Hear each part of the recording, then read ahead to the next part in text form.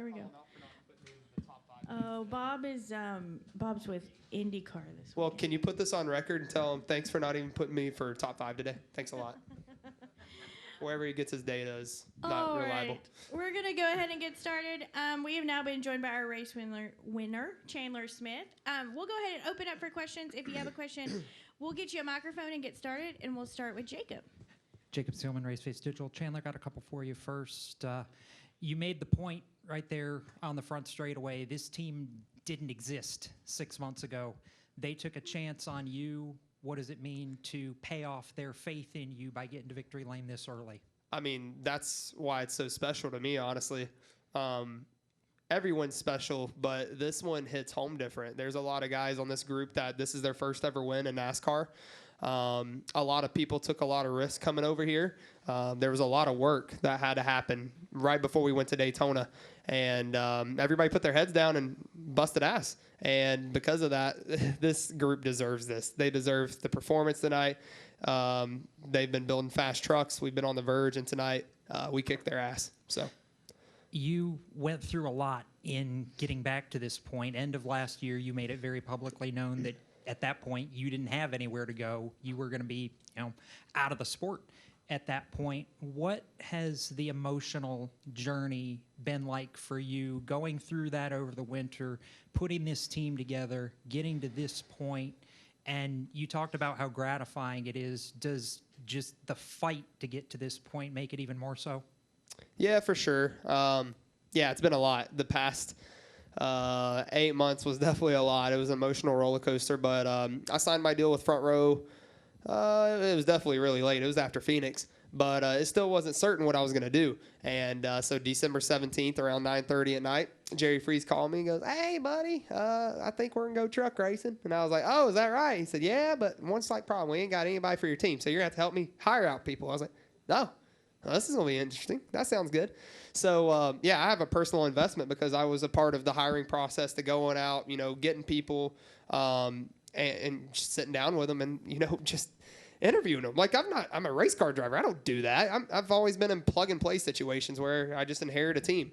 I kind of built this team a little bit. So I have a personal investment to make sure this team succeeds, and I am extremely proud of how everybody's performing, the work ethic, and how this group came together. All right. Go ahead. Mark Garrow, PRN. How would you describe the way you drove this race tonight? We did the broadcast, and I thought as the performance went, it was near perfect in the sense that aggressive when you needed to be, had a great truck, didn't overdrive it. When you got back in traffic, made your way through. How do you feel about your performance tonight and the decisions you made behind the wheel from the beginning to the end of the race? I hope good. I like that you had those kind words to say about me there. So, yeah, I mean, that question's more directed towards the spectators, not myself. I just went out there and did what I was contracted out to do, and that's finished the best that I could. And, yeah, we did that tonight. So. All right, Lee, go ahead. Lee Spencer, Sirius XM NASCAR Radio and CatchFence.com. Your teammate today, he said that one of the positives of racing against a Cup driver like Kyle Larson is if you beat them, you're the man. You beat a Cup driver, it means even more. It makes the win feel bigger. Does it feel bigger than your first Bristol win?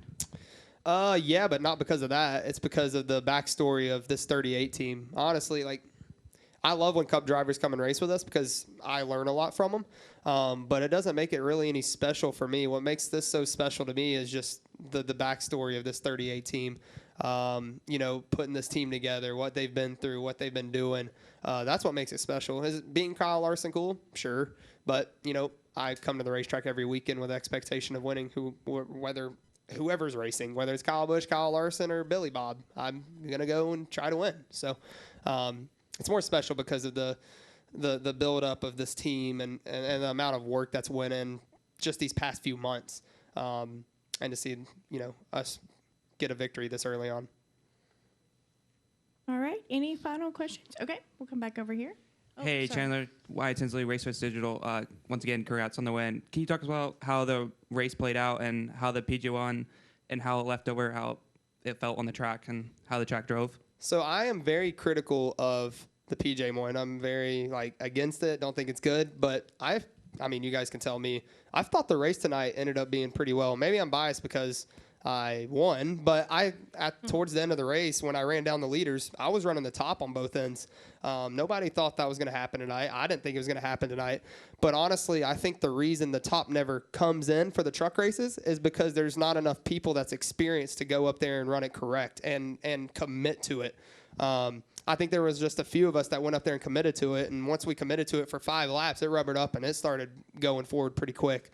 So honestly, I don't have anything bad to say about it. I thought the racing tonight, from my point of view, went great. By the end of the race, there were multiple grooves. And, I even went up to Seth, the series director, before and was asking. I was like, hey, so if we're going to put PJ1 down, can we do this to compensate for it? But honestly, I don't think I would change anything after tonight. All right. Go ahead, Jacob. Or, I'm sorry. Go ahead. Zach Sterniello, NASCAR.com. Chandler, what kind of perspective, you talked about helping build this team out and doing those interviews, what kind of perspective have those experiences given you? You said you've largely been in plug-and-play situations in the past. Has this changed your view of how these things come together, and is it more rewarding now with that perspective? Definitely a lot more rewarding, but it also gives you another respect for, the process that goes on behind the scenes that us drivers probably don't really look at. Of putting a team together and what goes into putting a team together and making sure you get like-minded individuals that can work together in the shop through the week and not, everybody's got to be pulling the rope in the same direction. That's a lot harder than what people probably think it is, especially when you're working with people for, 8 to 10 hours some days, and then you're there or traveling with them. Like, it can get difficult, but I feel like our group works extremely well together, and I'm really proud of that. Very, very proud of them. All right. Davey. And then we'll go to Jacob. Davey Siegel with Sirius XM NASCAR Radio. To the point that Zach brought up, did you really interview people to work for you and your team? How did you go about that, having never really done it before and just focusing on driving? Yeah, no. Called them to the race shop and sat down and said, well, where do you envision yourself? What do you want to do? And I literally sat down. You can ask my crew chief, John Leonard. I interviewed him. I was involved very heavily. So, were you comfortable with that? Initially, I questioned why I had that responsibility, but I began to, realize and respect, hey, they're kind of putting this on me. I need to step up to the occasion and make sure I do this right. So I did, and I learned a lot through this, and I also learned another respect of, the other part of this racing that I don't usually see. I see go out and do the best I can. I don't see the behind the scenes of, putting a group together, like I said, that can work together through the shop throughout the week and can get stuff done because, the schedule is extremely demanding. Sometimes, for instance, this weekend, if we wanted to go and flip that truck and race it at Rockingham, there's a lot of work that's got to be done. But everybody's got to be willing to work together to get that goal and accomplish that. So, I'm actually really grateful that, Jerry kind of put that on me a little bit because I learned a lot. I really did. And on the race itself, TV played your radio transmission when they told you that Larson and Lane were behind you. You were not thrilled by that. Not at all. Given No, how tires were not wearing throughout the night, though, how confident were you that you were going to be able to hold them off, given that you had clean air and your truck was as good as it was? I mean, I was confident, but I also knew, and I didn't say it over the radio because I didn't want anybody to know that I was fighting this, but I could feel my left front tire already starting to kind of cord a little bit and start wearing out pretty bad, just like it did towards the end of stage 2 when the 44 ran me down from a mile away. I started feeling my left front tire do that same thing, and I was like, oh, crap, we're about to get beat by strategy, and that's going to suck. But, I mean, that's kind of good, though. Last time I raced Bristol in 2022 in a truck, it was not good. It was just line up on the bottom, track position, and strategy, and you pitted one time, and that was it. It's not really how I felt tonight was. I felt like, the top finally came in after a few guys went up there and committed to it and put some rubber down. Tires definitely did matter. I still even felt like towards the end of the race they mattered. But clean air was huge. And honestly, I think the race-winning move was that caution coming out and me being in front of Corey at that timing line. That's what won the race. If I don't get that, I may not be sitting here talking to you. So, All right, Jacob, go ahead.